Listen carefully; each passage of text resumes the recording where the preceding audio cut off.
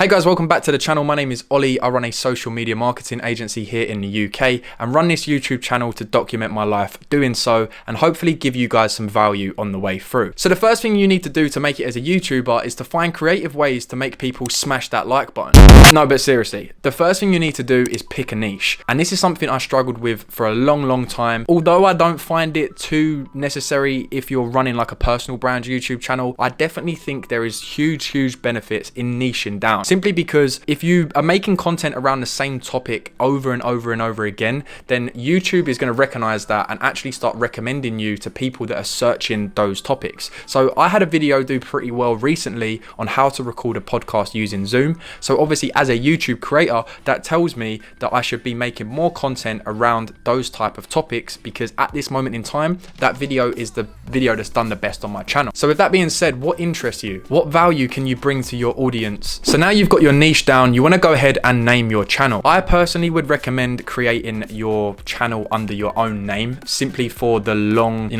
run of having a YouTube channel. Okay, you might want to be in this niche now, but it might not necessarily be something that you want to do 5 years down the line. I think it ultimately comes down to what videos you're creating and what message you want to spread to your community. I want that flexibility to create content that I want to create around my personal brand. Therefore, I created the channel just using my own name. So the next thing you want to do is set your channel up for success. So you want to go ahead and create a nice picture for your profile picture and of course create a nice YouTube banner that has some clear incentives for someone to subscribe to the channel and some call to actions for them to of course subscribe, and also other places that you want to send them, because if you're using YouTube you probably have like Instagram, Facebook, a website, etc. So make that clear within your YouTube banner that you have other avenues for people to find you. The next thing you want to go ahead and do is create a cover video for your channel. And again, this is something that I didn't do for a very long time, and it's something that I wish I had implemented long before. And it's something that this is something I didn't do for a while and probably impacted my growth here on YouTube. So we're now going to quickly jump into my computer and we're going to go through the Creator Studio just to give you a little breakdown of where everything is and what are the metrics that you should really be looking at. I just wanted to create this for new YouTubers just to give them a little breakdown on how this all works. Obviously, if you've not seen this before, it's going to be very new to you. So once you get into YouTube itself, to get into the Creator Studio, you just want to go and click on the right hand side where you'll see your icon, and you want to hit YouTube Studio. So when you first get into the YouTube Studio, you're going to see a few different things on the dashboard. You're going to see your latest video performance. You're also going to see some news by YouTube. And on the right hand side, you're going to see a little snapshot, basically what's been going on with your channel in the last 28 days. So you can see here it's got all of my active subscribers. It's got that I've gained 52 subscribers in the last 28 days. And then it's got a short summary on my views and my watch time, which you can see is down. So really good just to give you that little overview of everything. And you can basically see which videos are doing the best for you in the last 48 hours. And this is a really good metric to keep ahead of, because I know that this is my top performing video on the channel, but I also know that people are still searching for it and still watching it at this moment in time. So in the last 48 hours, it's gained me 246 views to this, to this day in the last 48 hours. I don't know why my voice just went a little bit then. But yeah, really good metrics to keep on top of is that right hand side. And obviously you can see my views are down. Olley, you need to start making more videos and you need to release more videos. My watch time is down, so I obviously need to keep my audience engaged throughout the video better. So what you want to get your head around is the YouTube analytics. As I said, on the left hand side here, you've got some of the analytics that you want to go through. This is really where you want to be when you're looking at improving your YouTube. You can see here that you can see my views, my watch time, my subscribers, and my estimated revenue. So at the moment, this channel is not monetized. So you can see my estimated revenue is at 0. And basically what you want to do is just read the data essentially. The better you can get within the YouTube analytics, the better your YouTube channel is going to be, I think personally, because of course this is going to tell you how people are finding your videos and what to improve. So you can see here as well, my impression click-through rate is down to 7.2%, so it's down by 6%. So that obviously tells me that over the last 28 days, people haven't been clicking on my thumbnails. So it basically tells me that I need to improve my thumbnails. Okay, and if you go down here, you can see traffic source types. So you can see that 72% of my viewers come from YouTube search, which to me is good because obviously I'm making videos that people are searching for. But it also tells me that YouTube isn't suggesting a lot of my videos at this moment in time, but that can change over time. So don't worry about that too much. Another really cool thing is if you scroll down, you can see your external traffic. So you can see I get a lot of traffic from Facebook, typically from posting in like Facebook groups. I don't know how headstartafrica.com is on there, to be honest with you, but so on and so forth. You can see that some people come from Instagram, some people come from Google search, and so on and so forth.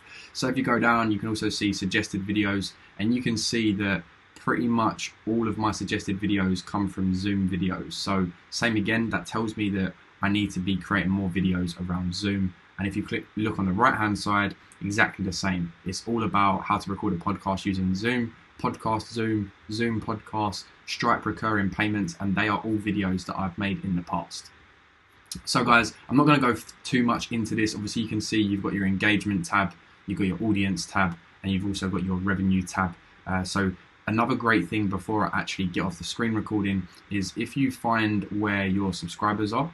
So if you click onto overview and just click onto subscribers, you can actually scroll down and hit see more. And this is my favorite thing to sort of look at because essentially, you know, the goal is to get subscribers on YouTube, right? So you want to be figuring out what videos are gaining you subscribers and like knuckle down on the videos that are gaining you subscribers. So I've probably said this about 100 times in this video so far, but you can see from literally having the metric in front of you now that my how to record a podcast on Zoom is the video that is gaining me the most subscribers. In the last 30 days, it's gained me 31 subscribers. And obviously, if you look down the list, you can see how to set up recurring payments on Stripe has gained me 6 subscribers. And you know, as you keep going down that, you're going to see that certain videos are getting you different subscribers. So of course, as I mentioned, I want to create more videos around how to record a podcast on Zoom because I know that my now current audience and my potential audience, that's what they want to see. At this point, I really want to make it clear that you will not be perfect, guys. You need to just put yourself out there, start creating videos, and every single video you make, try and make better every single time. Literally look back and cringe at them, but ultimately it's that drive and that push for me to make videos better than I've put out before. So if you've nailed all of that, you're essentially ready to go and you're ready to start planning some content to upload to your YouTube channel. So this is where you want to go ahead and create a YouTube schedule of when you're going to release your videos. And ultimately, if there is anything that is part of YouTube success, it is having a clear schedule of when you are going to release your videos and staying consistent with it. So let's just say, for example, you want to upload on a Monday and a Friday, just as an example, right? What you then want to go sit down and do is plan 4 videos that you can record in one sitting. Now, the reason I say to record videos in one sitting is because of consistency. If you can just really dedicate yourself to sitting down for an afternoon, maybe you only have the availability to do it on a Saturday or a Sunday, right? Then sit down and plan your videos throughout the week when you have an extra 10 minutes, extra 20 minutes. You know, maybe you don't have the accessibility to sit down and record your videos throughout the week,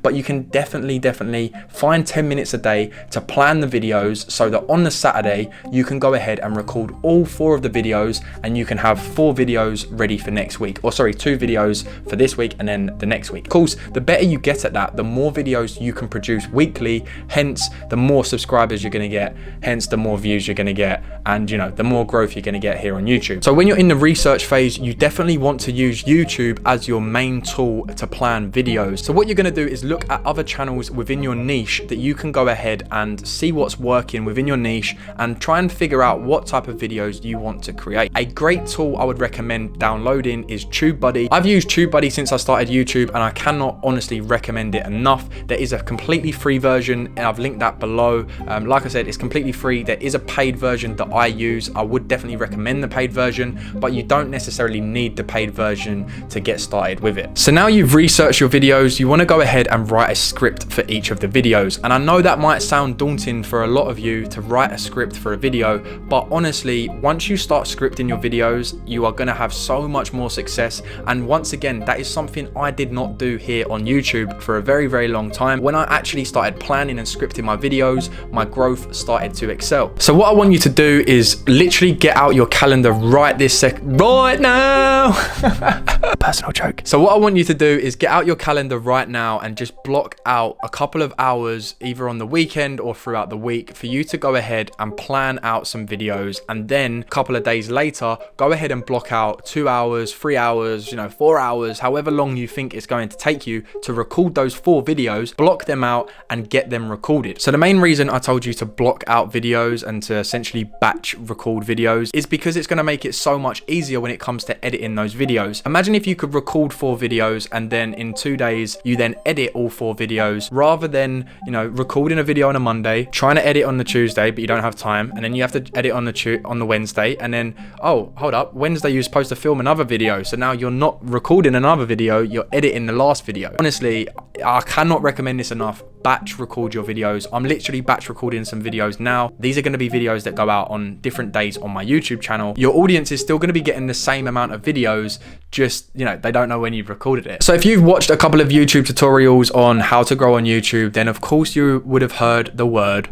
consistent. Consistently be consistent. Even when you're not being consistent, be consistent. It's like the Boris Johnson thing, isn't it? Don't go outside, but do go outside. Be consistent, but don't be consistent. Stay consistent. If you can't stay consistent, then try and be consistent. God. So the next point I wanted to talk about is continuously be educating yourself, right? Honestly, even some of the biggest YouTube creators will tell you that they have not got it all sussed out, right? Because it's always growing, it's always changing, it's always evolving. So don't be afraid to just put yourself out there. And ultimately, I think that's the biggest key factor when it comes to YouTube, being able to put yourself out there and learn from your mistakes. You might put a video out there that does so bad, but you need to be that person that says, that video didn't do well, I'm gonna make a better one. That video didn't do well, I'm gonna make a better one. So the last thing I wanted to talk about is, where are you going to promote your videos? Now, this is also at the point where I really need to tell you to focus on searchable content on YouTube, okay? So really think about what people are actually typing into the platform. And a good example of this is the fact that I used to make vlogs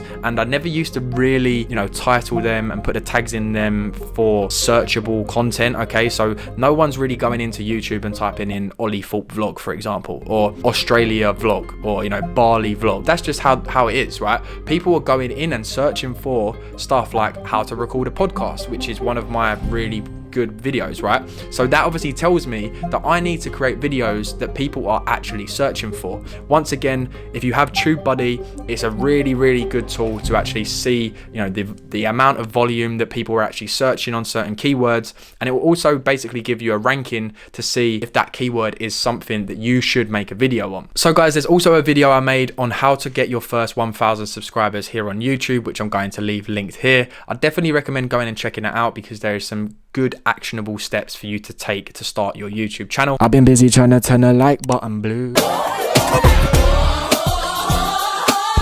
Yeah, that's me done.